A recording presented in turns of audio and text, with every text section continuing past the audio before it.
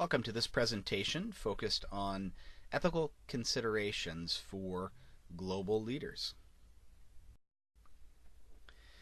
The reality is, in our day and age, we are working and serving in organizations that no longer are isolated from the world around us.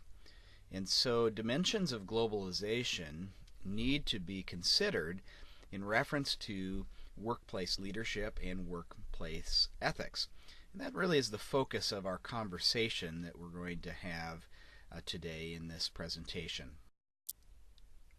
When we think about this globalized world, and we have just kind of the looking at the world in front of us here in a map kind of form, you think through the kind of not too distant history that we're connected to. I even have some kind of older images here of a cell phone and kind of a large looking kind of image of a laptop here. These things look in some ways old to us compared to contemporary technology, but they're really not that old when we consider the scope of history.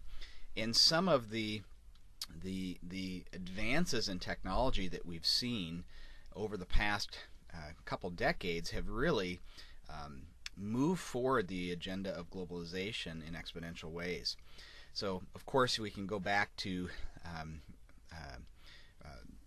not too distant history when we're talking about some of the explorers and their venturing across the seas and bringing together economies on different continents through kind of ocean-going globalization in the early days. And of course you move into advances in telecommunication, move into aviation, which kind of brought worlds together fairly quickly through air travel. But then you add in and you layer in more recent developments happening in the technological side of things, particularly the internet, of course. It has brought businesses and workplace into close contact with each other. I think back to my days in college when I was in my undergrad program, and I remember the president speaking to the student body one day, talking to us about this thing that our institution was now having access to, called the World Wide Web, that we were getting on our campus. And I remember some of my friends, us looking at each other, kind of perplexed. What is this guy talking about? And of course now it's such a normal part of our lives, but not too long ago it was not a everyday, daily kind of experience that we had. And so these sorts of advances that have happened in fairly recent decades have pushed globalization even further along in its agendas. And so we want to talk about some of the ramifications of this from a leadership angle and also from an ethics in the workplace kind of angle as well. When we think about leadership, ethics, and the rise of globalization, you can argue that with the rise of globalization, so rises the need for leaders with global perspective, ethical wisdom, and intercultural competence to meet these growing challenges and opportunities. The reality is it's not really a question of whether we are engaged in a global society. It is a matter of how are we going to approach our engagement with this global society in light of the dimensions of globalization. This requires a great deal of wisdom on the part of the leader in knowing how to negotiate these kinds of environments in a way that are going to help contribute to human flourishing in our workplace engagements. We think about kind of the cultural angle on leadership. We can observe, first of all, that leadership at its core really is a relational process. That means understanding differences between people becomes an important part of leaders thinking about engaging in this process that is at its core relational. And so we have the dimensions of globalization that is probably fairly intuitive for people, but also a reminder that globalization has local effects. And so you have some authors that have used the language of glocalization to emphasize that even in our local environments, worlds are connecting in new ways, and having understanding about how to lead and think through ethical issues in light of this globalized and localized kind of environment that we're in is important for leaders as they think about workplaces and engaging in these environments. When we think about ethical norms, the kinds of things that we assume in absolute sorts of ways, when we layer in cultural complexities to that in light of the effects of globalization, sometimes these ethical norms need to be evaluated, and we need to think through what are the degrees to which ethical norms are indeed moral absolutes, and to what degree are ethical norms that we are accustomed to more connected to culture. So it may be that some ethical norms that we have may be more connected to a U.S. or Western cultural kind of mindset than it is actually kind of a transcendent or biblical kind of norm that would apply cross-culturally. And those are the kinds of distinctions that we need to be thinking through. As Christians, right, what are foundational ethical absolutes that we would hold to regardless of culture, and what is it within our ethical frameworks that may be more influenced by our status of living in the United States or another kind of Western context versus it being a foundational kind of ethical norm beyond culture. These are the kinds of dynamics that we need to wrestle with as we think about the globalized environment and ethical considerations for global leaders in light of it. We'll also just real quickly, to kind of set the stage, look at a few studies and researchers that have looked at culture in light of leadership and identified particular cultural variables that are important to pay attention to. So we have Hofstede's approach, the Globe project that built off of Hofstede's work but expanded things in significant ways. Mansur Javedan in his work with global mindset, touch upon briefly. And then settle in for a moment on intercultural competence and a movement between ethnocentric kinds of perspectives to more ethno-relative or multicultural kinds of sets, and look at some of the shifts that can be identifiable in that continuum. So first of all, the work of Hofstede began in the context of IBM, looking at middle managers within the company, drawing from 53 different countries. And Hofstede's work focused on and identified 5 cultural dimensions, 4 that were kind of earlier on and a 5th added at a later time, that capture dimensions of culture. And these are terms that likely are familiar to you. But first of all, power distance. It's the idea of, do we have access to our leaders? You know, is this a open door policy where you can knock on the door of your supervisor or someone that you report to in a hierarchy? Is there access to that individual? To what extent is there sort of separation between those in positions of authority versus access and approachability of persons in authority? So some cultural contexts like to flatten things, and there is a lower power distance there, and other cultures have an emphasis on kind of not flattening the hierarchy, and that would be an example of high power distance. And of course there is individualism and collectivism, the extent to which you are focused in a society on the individual and their rights and their needs and their aspirations versus the rights, needs, and aspirations of the collective. And so this individualism, collectivism is a scale in this study. Uncertainty avoidance, which has a future-present kind of emphasis on it as well, but the degree to which we as a culture either are comfortable with ambiguity and uncertainty, or if that is something that we seek to manage out of our experience, and working to kind of avoid that uncertainty and bring in variables that can help us to mitigate that uncertainty. And so we have uncertainty avoidance that can have a high and low dimension. The theme of masculinity, which is brought up in kind of different language in the Globe study, around more gender egalitarianism, but masculinity, femininity, the degree to which people exhibit these kind of prototypic dimensions of male-female kinds of characteristics as a society. Where is the leaning there? And then long-term orientation, as I already noted, has some resonance with the uncertainty avoidance side of things. But the degree to which there is a future orientation, a long-term orientation, or whether it's short-term, is the tendency to kind of think about the needs of the day and the activities of the day, or is there a long horizon perspective on decisions that are made? So these influence, of course, the way how the organizations and leaders attend to cultural dimensions and how they engage in their work. But it also will play into some of our understanding around how leaders navigate in the global environment by paying attention to these threads as well. Now, building upon Hofstede's work is something called the Global Leadership and Organizational Behavior Effectiveness Study. So, standing for kind of abbreviation of GLOBE, the GLOBE studies as they've come to be known. It's a massive leadership research project. Over 160 researchers were involved.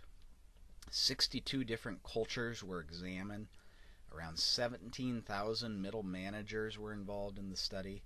900 corporations. So this is a big study that we're speaking of here, and they built upon some unique dimensions of culture that added to the 5 that we noted in Hofstede's work. So future orientation, similar to the long-term orientation in Hofstede's work. Assertiveness, the degree to which one asserts themselves and their needs in a cultural context. Power distance, that was already noted. Humane orientation, the sense of one taking the humanity side of the equation seriously and putting that as a significant weight of concern. Institutional collectivism and in-group collectivism are breaking out the individualism-collectivism scale into 2 nuanced conversations. I find this distinction helpful because you'll have some cultures that are high in one but not the other.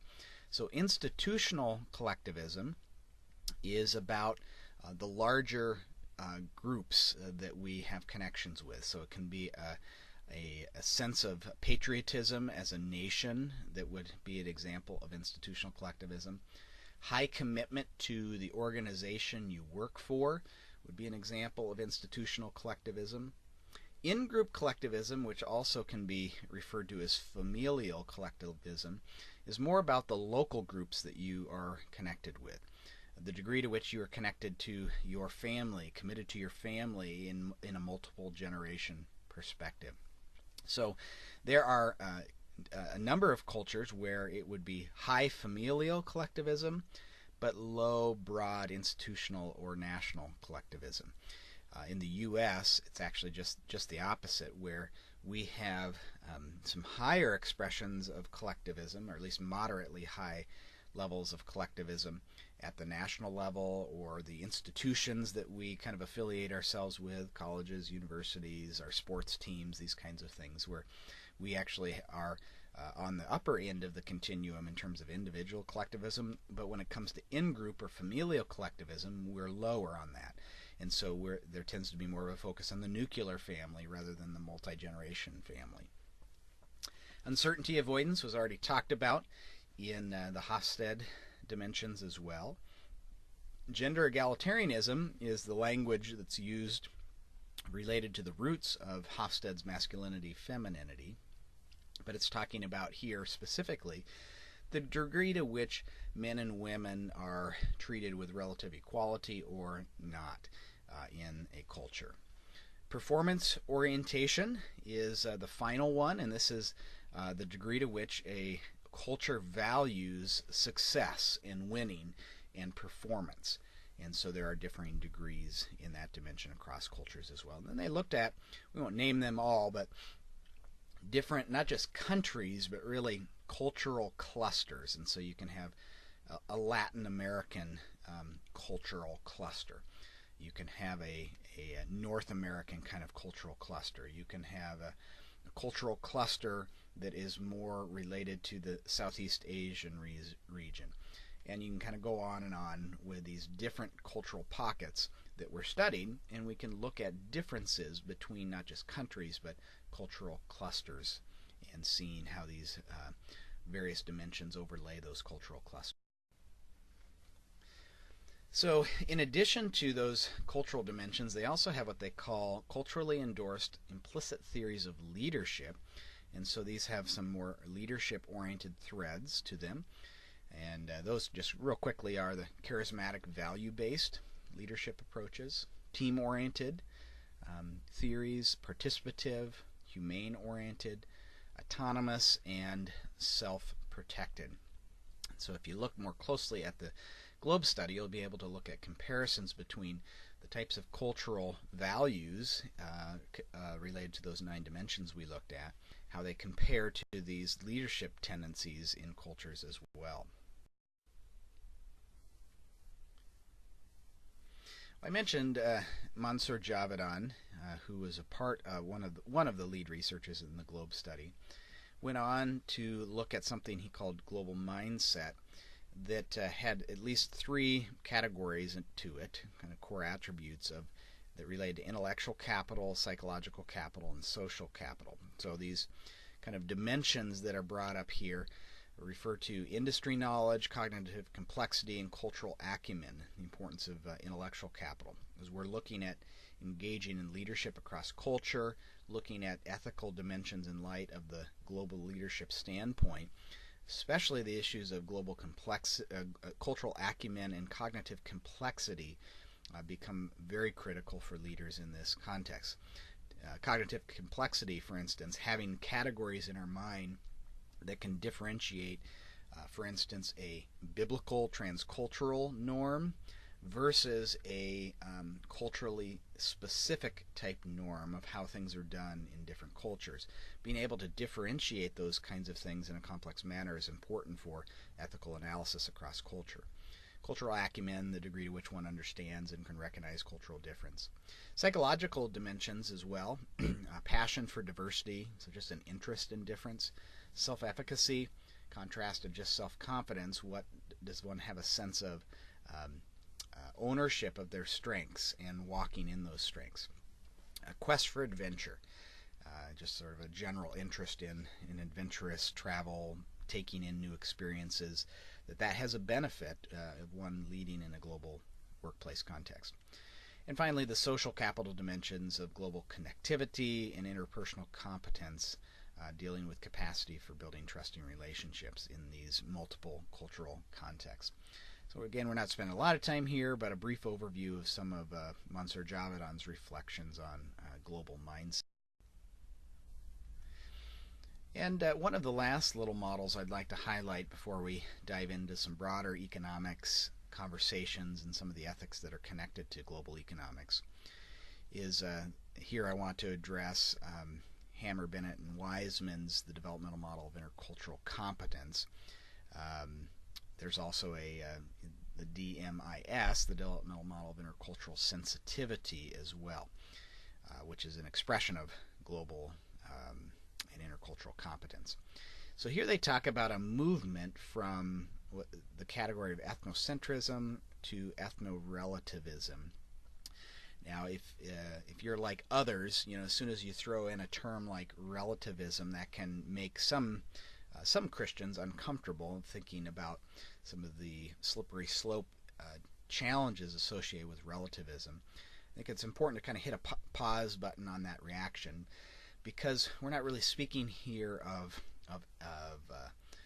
relativism in challenging biblical norms. We're talking about relativism as it relates to cultural preferences.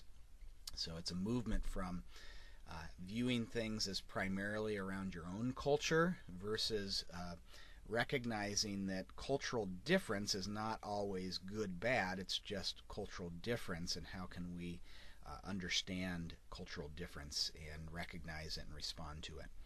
So that's the shift. And so some people actually use different labels and just talk about a shift from a monoculturalism to a multiculturalism in this model. So in terms of ethnocentrism, it begins with 3 different stages, denial being the first. This is just a person who really almost either doesn't see difference between culture or is kind of in a state of denial of not only recognizing but just sort of pretending it's not there.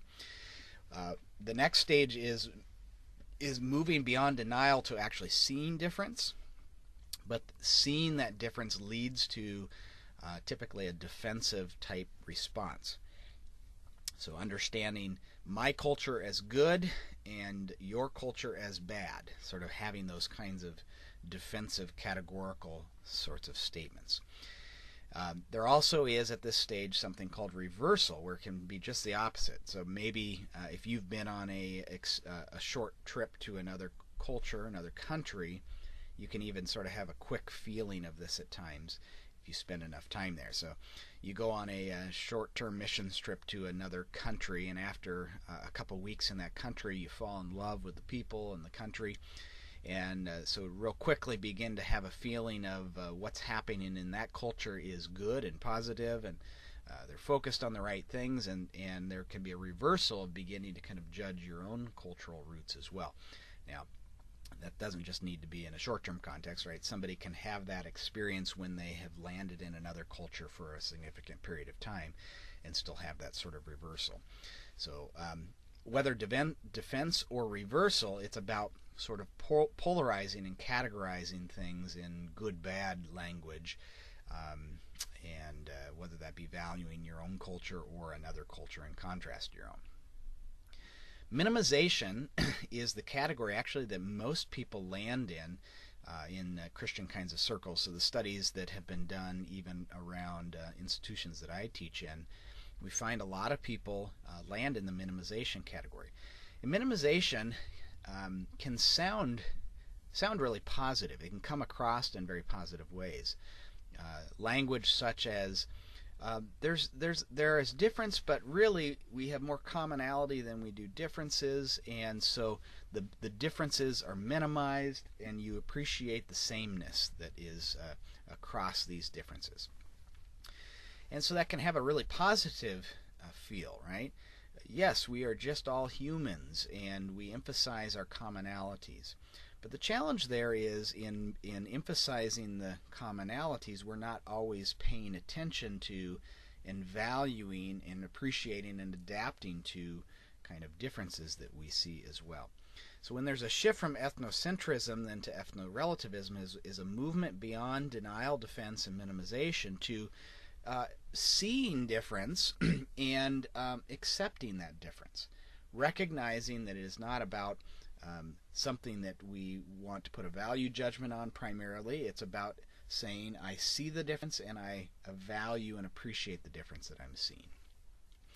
The next step then is not only seeing and accepting and appreciating, but moving on then to adapting. How do I change some of my behavior and my interactions to accommodate and adjust to the cultural differences that I'm encountering? The final stage is what's called integration. This is a movement from acceptance to adaptation to then integration. This is a person, a lot of people don't get to this stage very often. This is where you shift into a bicultural kind of experience where a person is able to code shift between different cultural contexts, and they feel equally comfortable in both their original culture and the culture within which they're embedded. So this integrated experience is sort of a full embodiment of the ethno-relative mindset, where one can experience things and shift between different cultural understandings. Now, this is rooted in, as I mentioned earlier, the difference between the developmental model of intercultural sensitivity and its expression of intercultural competence. And it can be measured by an instrument called the IDI, Intercultural Development Inventory. So the Intercultural Development Inventory is one tool. There also is a tool that measures how we engage in conflict across culture. So some helpful resources in engaging people and how they work through and encounter differences. Some tools here in thinking about that. But the main emphasis that I'd like to bring to the table is just understanding the importance of attending to and developing our intercultural competence as we're seeking to lead across culture and particularly as we think about engaging ethical issues across culture as well. And so I want to build on some of the language of the IDI, the language of ethno-relativism that we've already talked about a bit.